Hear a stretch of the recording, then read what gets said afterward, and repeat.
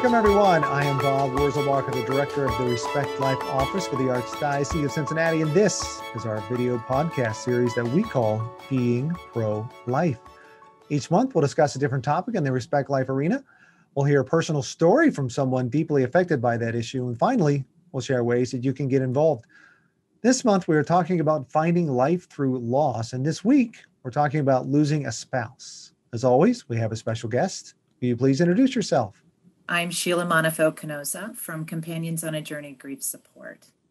Sheila, thanks for coming with us today. Why don't you share with us your story? I actually want to begin my story. It really began when I was about 2.5 to 3 years old.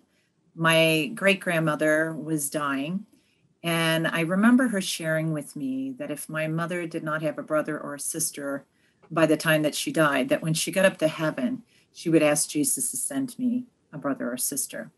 Well, the following month, my mother became pregnant, and my sister Julie was born 2 days before my great-grandmother's birthday. And to me, heaven was everything you could ever imagine and more. So moving forward on my journey, during high school, I had several friends that had died in separate car accidents and a teacher. And I remember in my mind thinking, please, dear God, do not let my mom or dad die, because the fear that was inside of me was very frightening. And I didn't share it with my mother what I was going through because my father had almost died when I was 5. He had been in a coma for a month. Afterwards, she had a breakdown. My mother recovered from that. But I think that fear that I had, I was afraid that I would push her over in that grief. And so my greatest fear became my children's reality. When my husband was 29 years old, he was diagnosed with a very rare cancer and should have only lived 1 year. What I remember on that journey, I was 27 at the time of his diagnosis. And the greatest love that I can say in my life that I've been given was my husband, Vince, called my mother right after being told that he had a 99% chance that he had cancer. He called her to make sure that I was not alone when he called to give me the news that he had cancer. I couldn't even begin to imagine that kind of love, to put me first instead of all of his fears and worries. I immediately went and met him. It was a Friday afternoon, and the doctor scheduled the surgery for the first thing on Monday morning. And his tumor was the size of a grapefruit. His surgery was about 13 hours long. And I remember going into the chapel while he was having that surgery, and I just said, dear God, please allow Vince to live at least 10 years. And in my mind, I thought my daughter Angel will have graduated from high school, Tony will be going into high school, and Michael will be half raised. Well, on that journey, during his cancer and his radiation and all of his treatments, I think what really helped us the most was this became our journey, our cancer, our story. And together we fought this cancer. But I think what we learned to do is we learned to live in this present moment, counting the blessings that we had, and we made the most of it. We didn't think about, okay, tomorrow I could be gone. Rather, we thought, okay, we have today, so what can we do? And we turned to God. I really feel that we were blessed. God surrounded us with a beautiful ministry, presentation ministry. Father Al Laurel began, and I remember going to a healing mass. My mother-in-law had said, okay, I just want to put this out to you guys.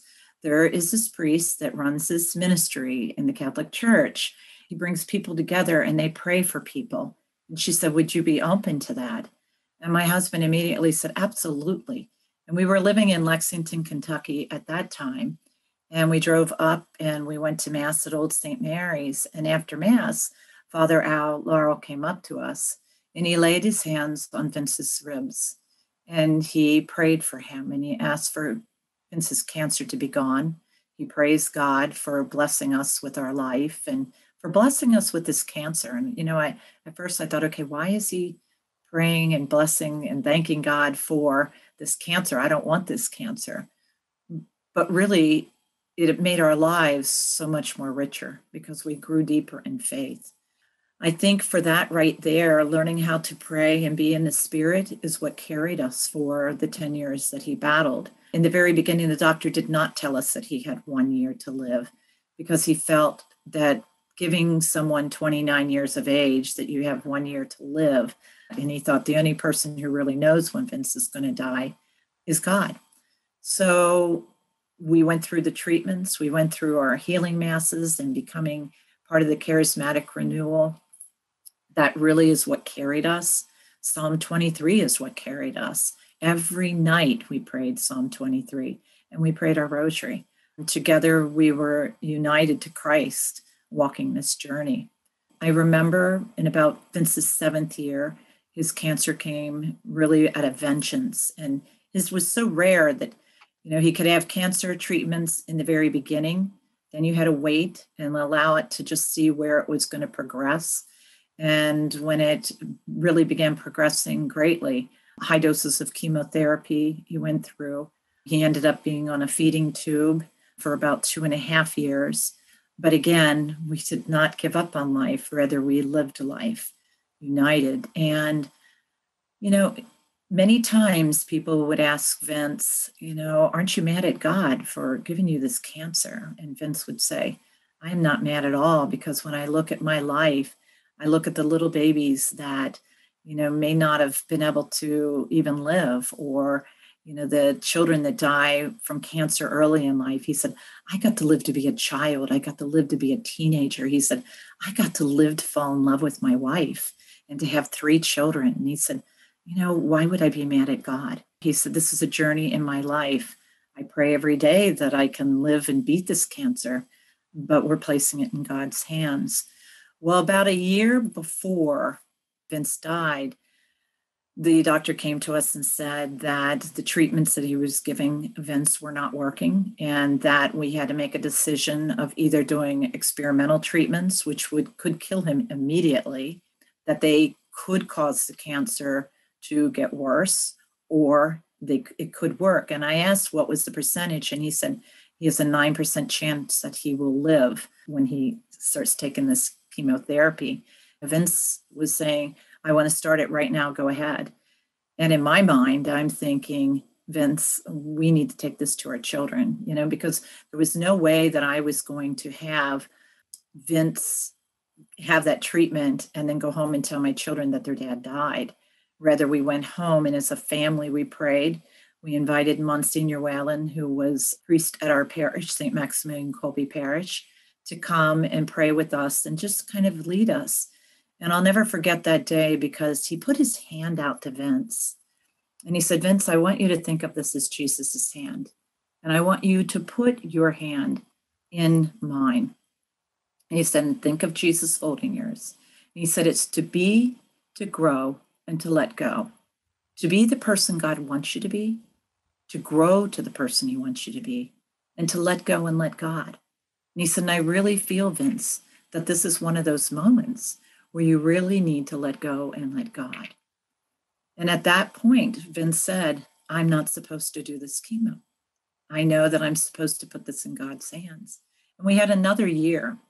And in that year's time, there was so many different things. We joined the wellness community that supports cancer patients and their caregivers. And I remember Vince going to one of those meetings, and they had a guest speaker come in, and she said, I know a lot of you probably feel like you're burdens, burdens to the people that care to you and to your family. And Vince immediately raised his hand and he said, I don't feel like a burden. He said, in fact, I feel blessed. He said, because he said, my wife and I, he said, this is our cancer.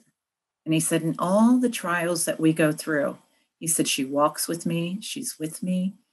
She guides me, she leads me. He said, when I can't take a bath, he said, she's getting in the tub dressed in, pajamas and giving me a bath. But he said, she's still making it be that is so special and so loved.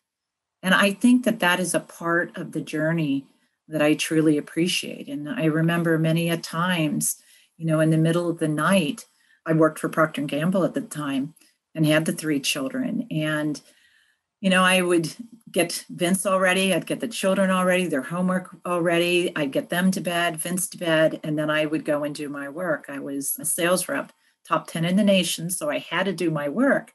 And I remember just sneaking in bed about 2 or 3 in the morning, and Vince would say to me, he said, Sheila, are you awake? And I go, yeah. And he goes, I can't sleep either. Do you want to have a cup of tea? And, you know, in my mind, I'm thinking, oh, I'm so tired, but I am so grateful that I got up every night and we had our cup of tea, because the talks and the discussions and the love that we shared was phenomenal. That if I would have said, I'm too tired, I would have missed all that. And I think it gave us both courage, strength, and hope. And I think that that's what's important. I think when somebody has a life threatening illness, if you think about your whole family, that there's going to be grief that the person who's diagnosed is going to have, and there's going to be grief that the spouse or the family's going to have. Things are going to be changed. You know, maybe not the way that we thought that they were going to be. You know, our visions were to grow old, to see our children raised, to see our grandchildren, to grow gray hair together, to travel together. But that wasn't part of our journey. Our journey was to live this moment, the moment that we were in. And I remember shortly before my husband's death, my husband was actually diagnosed on my son's second birthday. I remember he had his surgery. The diagnosis came back confirming on Michael's second birthday. And it was on Michael's 12th birthday that the doctors told me that this is the day he's going to die. And all of a sudden I thought, oh my God, this just cannot be. Please, dear God, please. You know, I can't have Vince die on Michael's birthday. He was diagnosed on Michael's birthday. Can you please give me and allow me to have Vince till after midnight? Because in that way, Michael would have had his birthday. God gave me that prayer, that answer to that prayer. He gave me 10 years and 10 days. On Michael's birthday, though, Vince was like in and out of, I think, worlds, because the medicines all had changed.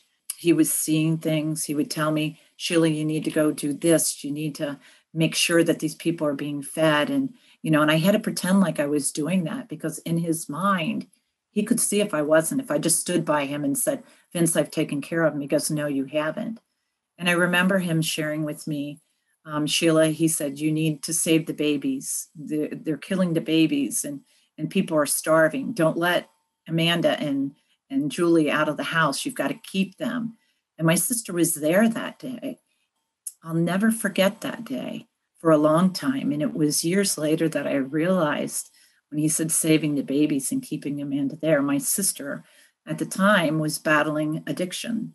And I did not know it because I was so busy taking care of my husband. And in the midst of her addiction, she had had an abortion. And years later, my sister said, the day that Vince said, they're killing the babies, you've got to keep Amanda and Julie here. She said, I think he was like looking into my soul, and he saw what was going on. And she said, and that was the day that I realized that I really needed to get the help that I needed. It's amazing what we see right before we die. And I really feel that when a person is dying from a terminal illness or any type of illness, that person is in labor, giving birth to their soul in heaven. Just like a mother has labored to give birth to her child, it's the same for our souls, that he was laboring. He truly was in labor. And we've got to hold his hand. And it was the night before my son Tony's first day of Muller High School. He was a freshman. And Vince was finally sleeping. And my brother, who's a nurse, came to our house to check up on Vince. And he said, Sheila, he said, you know, I'm going to go pick up my wife. And he said, I'm coming back. And I'm going, Rick, you know, Vince is finally resting, and we really need the rest. It had been about 36 hours that we had been awake. And he said, Sheila, I'm coming back. Because tonight, he said, either Vince is going to slip into a coma, he said, or he's going to die. And I shared it with my children that we didn't know what was going on with their dad. My children were all part of the charismatic ministry as well with us, went to many healing services. And my son, Tony, whose first day of high school was the very next morning, we were sitting on the steps and he said, Mom, he said, we need to pray to God for Dad. And I said to Tony, I said, you know, I said, Tony, I think we should. And I said, I think you need to lead this prayer. And so his prayer was, Dear God, I pray that my dad either gets better or that you call him home to heaven and he rests in peace. And with that, my children went to bed. And the long journey began that night of Vince giving that labor to his soul. About 3 o'clock in the morning, his blood pressure kept dropping and dropping and dropping. And I debated, do I send Tony? Because this was a dream of Tony's and his father's since fourth grade to go to Moeller High School. And I wanted that dream to come true. But I also didn't want to deny Tony from being there with his father. And so I prayed out loud to God and to Vince. And I said, Dear Lord and Vince, I said, only the two of you know what the journey lies ahead for this day. And I said, I need a sign from you, Lord, that if I'm supposed to send Tony to school, then you're going to have to stabilize Vince's blood pressure. And that will be my sign that it's okay to send my son to school. With that, his blood pressure stabilized at that 3 o'clock holy hour, so that means a lot to me. The very next morning, I got Tony up. I explained what was going on. And I said, Tony, I'm going to leave this up to you. And here's what I did last night. I think in Dad's blood pressure stabilizing, I said, I think that's the sign from God and Dad that this is something that it's okay for you to do if you want, but it's also okay to stay home. And so Tony said, Mom, I'm supposed to go because this is our dream. And he went to his father's room and he said, Dad, I'm off to Moeller. Our dream has come true.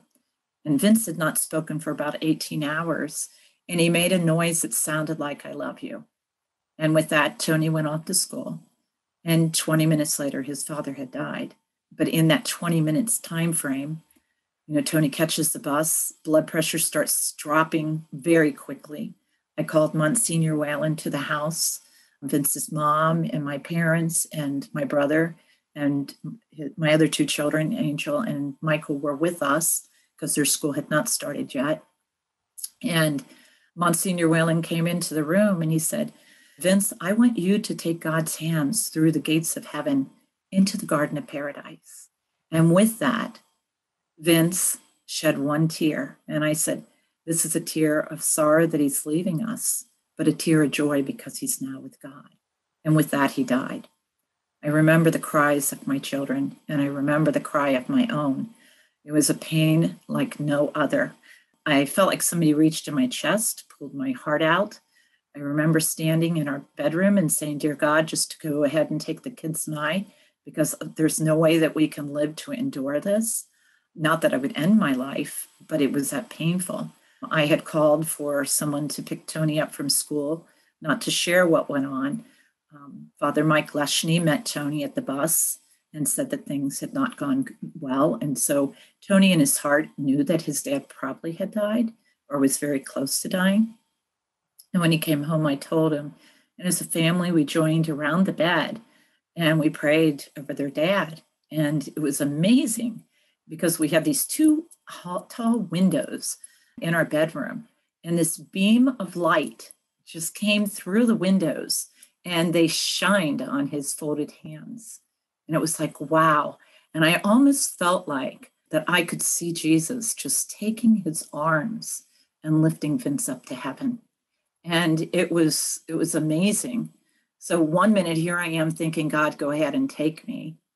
And then the next minute I'm thinking of Star Trek being beamed up like molecules, thinking I'm going crazy, And then the next minute I remember the anchoring words that my grandmother had given me.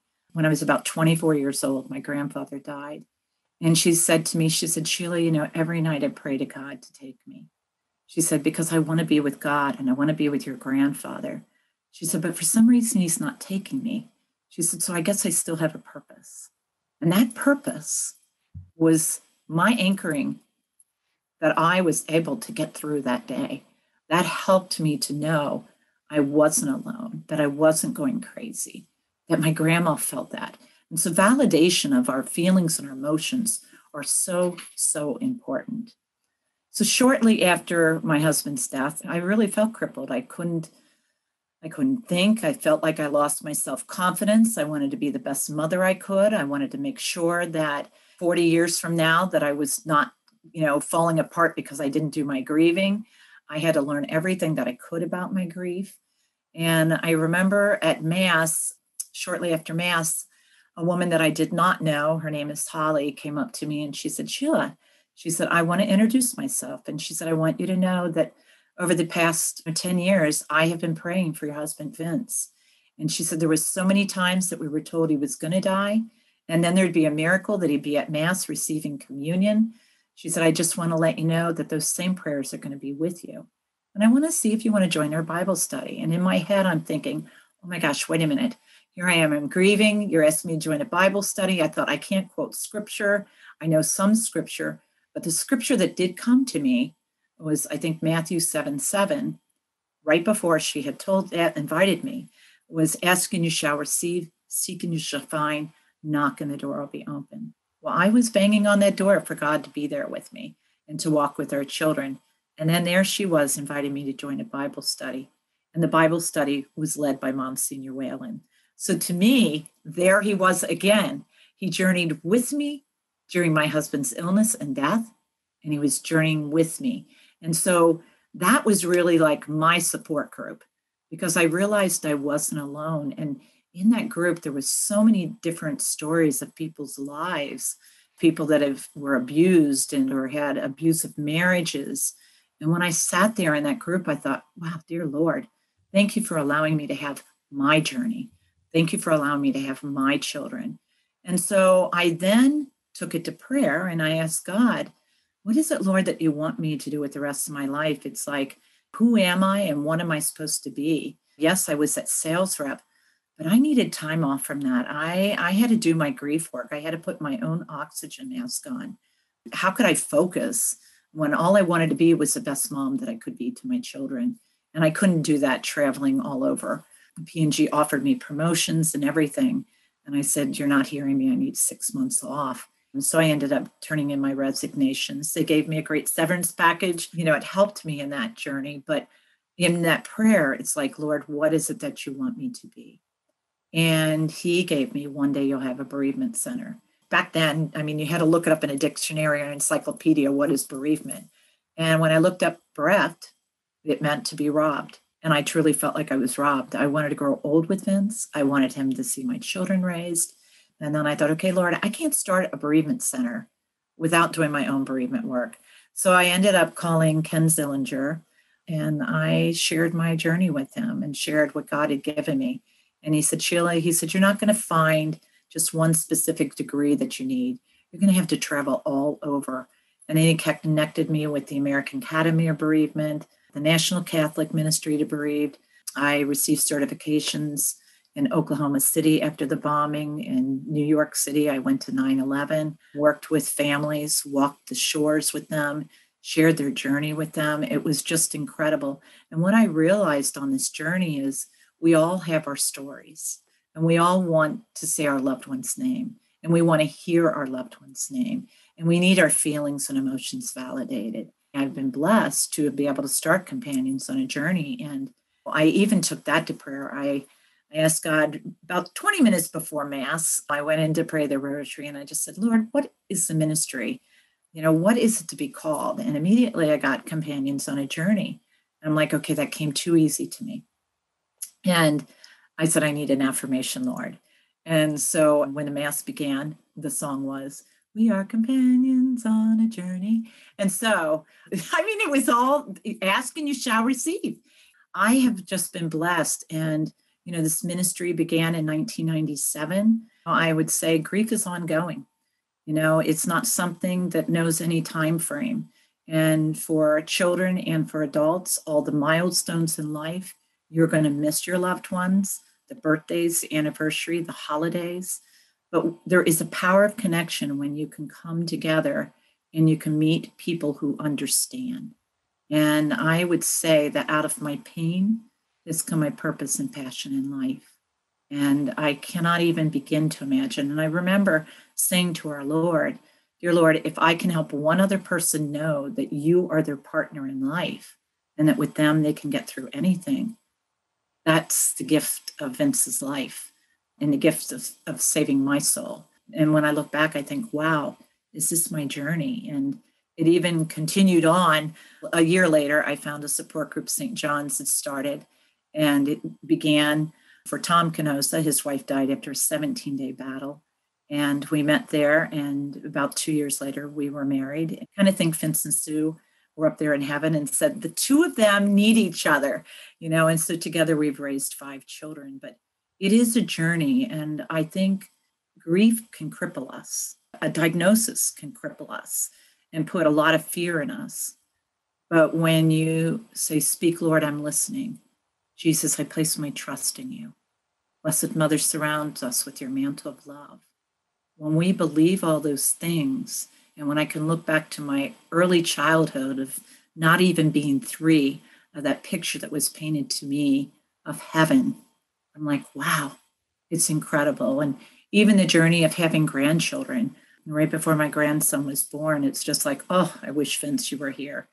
And God said to me, "Sheila, where do you think this child has been? Where's this baby's soul?" And I go, "Up in heaven." "And who's up here?" And I said, "You, Lord." And he goes, "And who else is up here?" And I said, "Vince." And he goes, "So who do you think spoiled this little baby's soul before it gets down there?"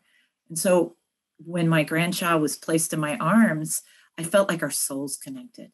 And so when we look at all the different blessings that God gives us in life, yes, there are going to be trenches.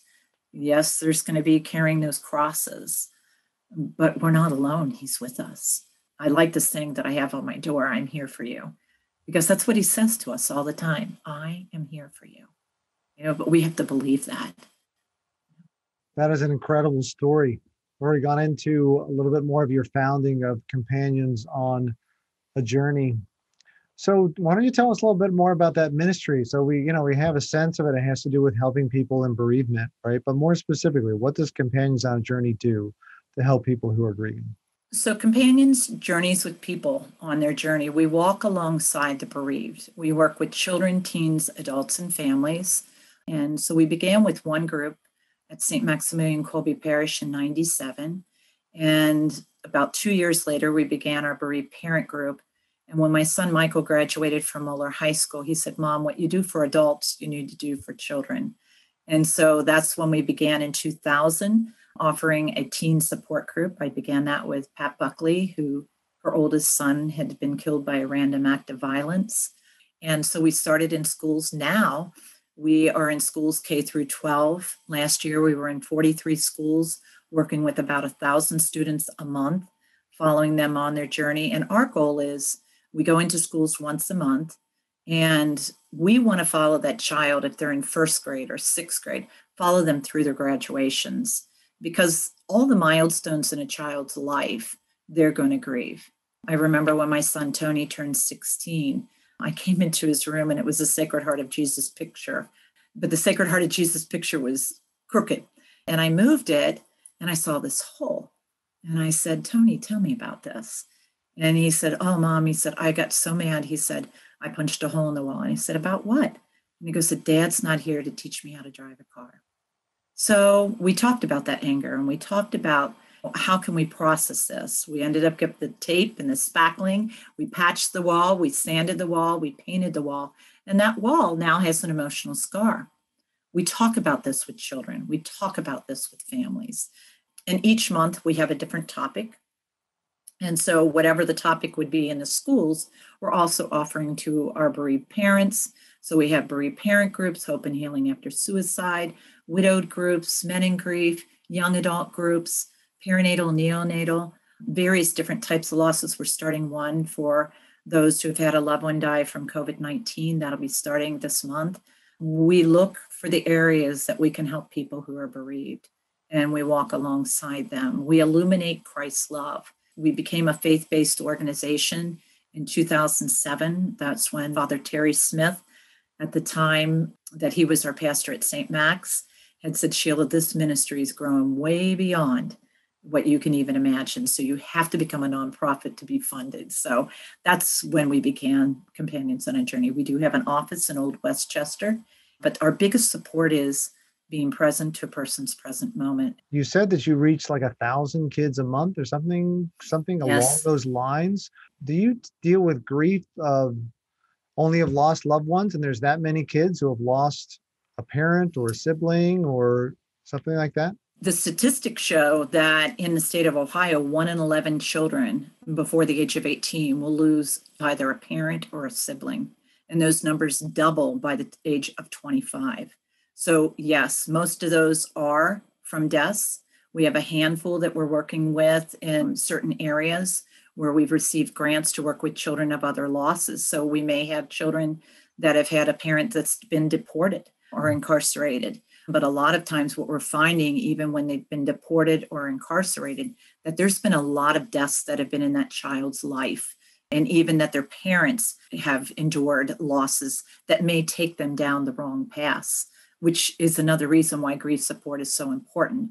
Because if we can validate and help a child or an adult create that balance. I use a slinky, and I talk about how we have protective walls, and that we have a hole in our heart, and that we have many ups and downs.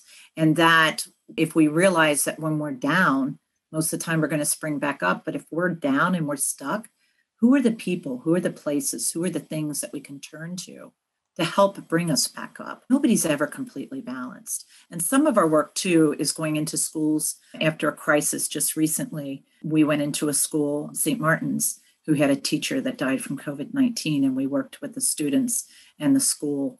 So a lot of our work, we're going into schools, providing support groups, going in when there's crisis response, also helping with postvention to suicide after there's been suicides, and just being on hand to help schools and families as much as what we can. And we have a Mending Hearts for grieving children and families that meets once a month in the evening. And right now, all of our groups are virtual. And so there's no excuse for anybody not to be able to join us. They can join from a cell phone. We have had people from all over the United States now reaching out. And we even had somebody from England reach out on one of our educational series. We do a lot of educational series as well, working with schools, businesses, communities in educating and helping them to understand what their families or their friends or their communities are going through to better equip all of us to be that kind person. If people want to know more about Companions on a Journey, or if they want to know more about how to get some help, right, in the grieving process, there's a website or something we can point them to? Yes, so Companions on a Journey's website is www.companionsonAjourney.org, and our office number is 513-870-9108.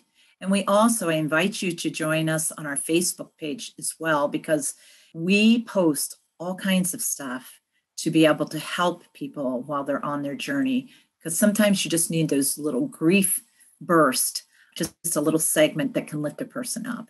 Please feel free to give us a call. We're very good at getting back with people within a 24-hour window.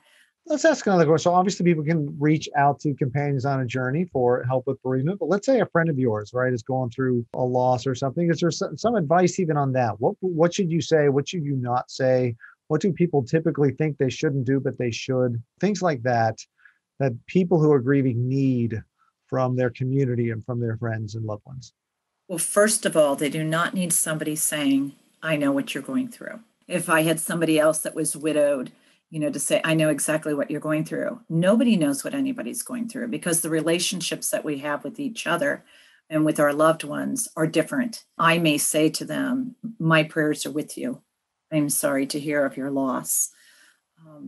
While I don't understand your pain, I do understand the pain of being widowed young. Tell me a little bit about what you're going through right now. I think that's so important. Or to ask, bring up the person's name who died. Tell me something about them. And then rather saying, if there's anything that you need, just give me a call. Well, that person who's bereaved, I call it the ADD of grief. A lot of times we can't remember who said what. I remember after Vince's funeral, somebody came up to me in a grocery store and said, started talking. And I said, I don't know if you heard, but Vince died. And he goes, Sheila, I was at the funeral. I talked to you for about 15 minutes. Don't you remember? No, I didn't remember any of that. Rather, it might be nice to give them a call and say, and this is what Holly did to me after we joined Bible study. She called and asked if we could go out to lunch. And I said, sure. And then the next day she called me and she said, hi, Sheila, this is Holly. I just was calling to see if you wanted to go out and play. And I'm like, oh my goodness, I met somebody that's weird. And I said, well, what do you mean by play?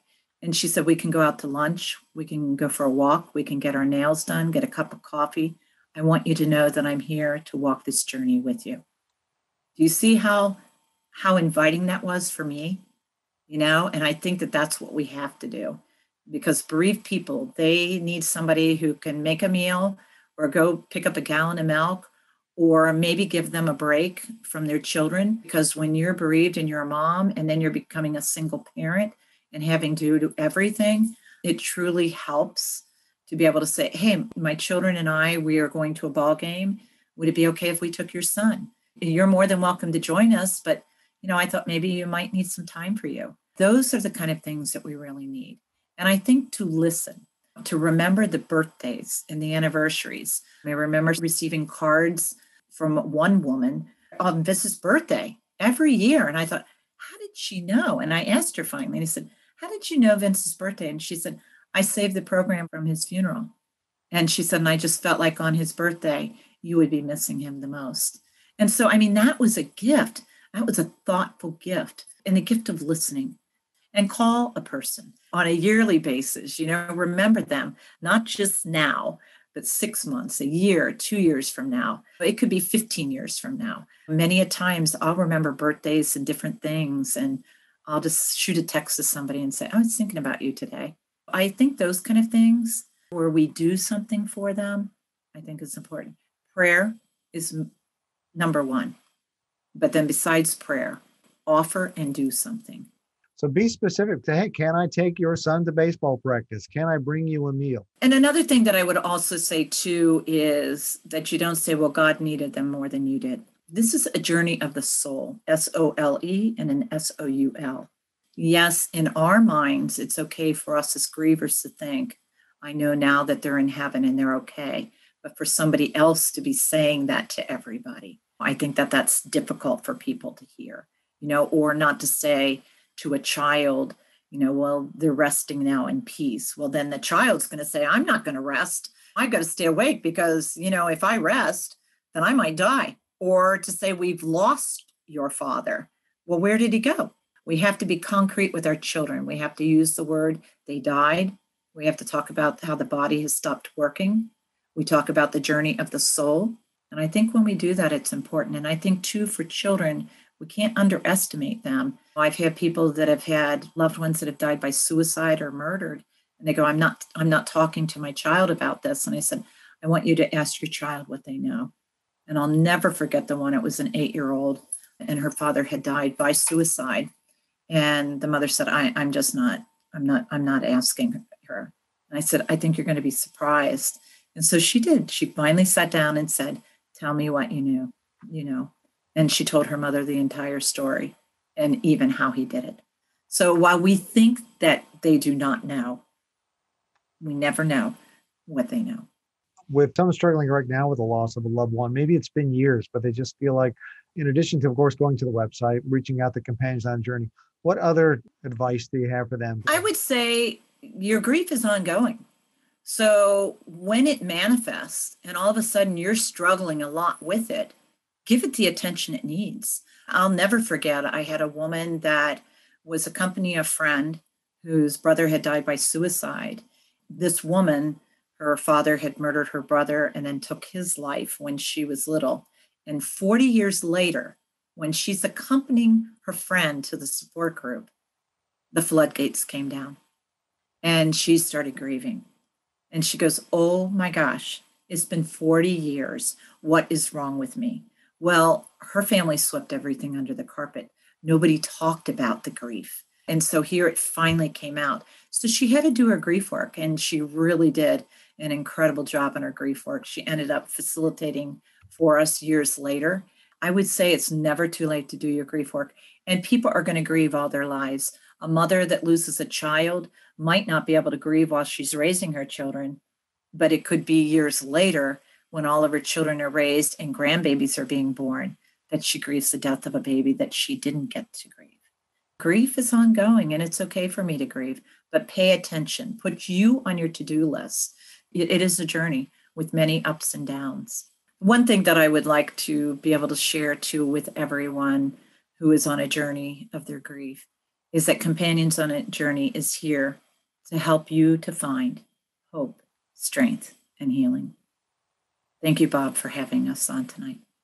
Well, thank you for spending time with us today, for sharing the story of the death of your husband, and sharing the beauty of all life, no matter how short, right, and how we can all better reach out to those who experience this kind of loss and for sharing the ministry of Companions on a Journey. Well, thanks for spending time with us today. Thank you, Bob. I want to thank all of our viewers and listeners for tuning in on this episode of our Being Pro-Life series. Head to the website to view more resources talked about in this episode at www.catholicaoc.org/beingprolife. Thank you for joining us today, and I look forward to being with you next time.